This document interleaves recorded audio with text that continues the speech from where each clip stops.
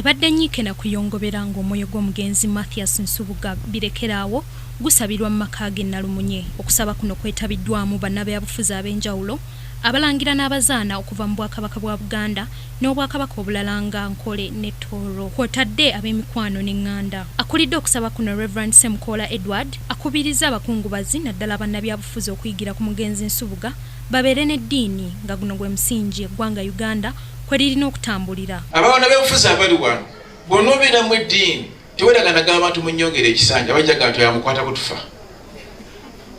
Tubeere mu eddiini. Tugenda okulonda erosi zino ze nyimanyi okulonda omuntu ali mu eddiini.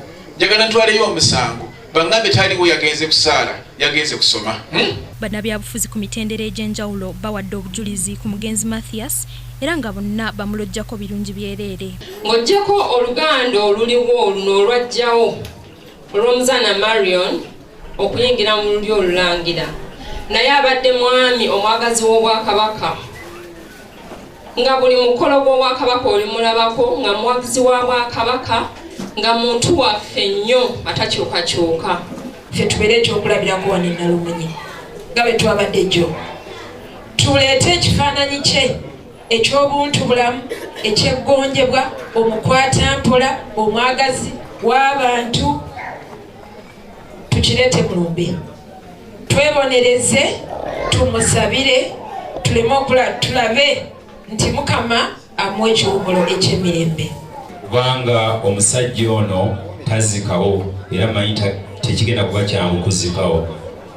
Ffe mu DP basewo ne banyabo naddala ffe abadde bafuutukayo ofuutusi tusanze ebizibu bingi mu DP naye nga watali Secretary General wafuna abaddewo abamu twali balituswana kubanga twesimbawo. Tulabye nnyo nti ate atulemesezza atulekedde abantu abalemesa ate abantu abalungi bwe bati bagenze. Naye at the end of the day kitaffe asavinze abaddewo ebiseera ebisinga omuntu tumumanyako ebyo byabadde akkiririzaamu. Tetujja munjukira lw'abaana bazadde oba lwa nnyumba zazimbi olwa ssente zabadde nazo naye olwa values zabadde ayimirirako ng'oggyewo ebitiibwa ng'oggyewo ssente ng'oggyewo obuwangaazi. Ebyo byakkiririzaamu byasharinga n'abalala. Simanyi mu babaka ba palamenti mbanna Uganda muntu alina mukono gabanga Nsubuga.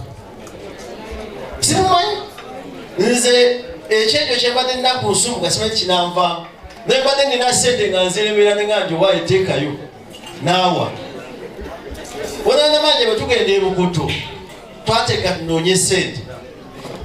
Ne tugamba naye amasomo matuufu bwe tunabaona Nsubuga ssente directly ebintu bijja kutambula. Mathias Nsubuga birekeraawo waafiiridde ng'aweza egy'obukulu 6 era nga yabadde ssaabawandiisi w'ekibiina kya Democratic Party. Yaliko omubaka wa palamenti ow'Erwengo mu palamenti ey'omunaana n'ey'omwenda era nga yazaala omuzaana Marion Nancha ow'omulangira omukulu David Kintu Wasajja. Mathias Nsubuga yafa ku Sande ya Sabbiiti eno oluvannyuma lw'okusannyalala era nga waakugalamizibwa ku bijja by'abajjajja b'e Masaka olw'okuna lwa Sabbiiti eno. Madri Nabukeera, KTV, amalindirire.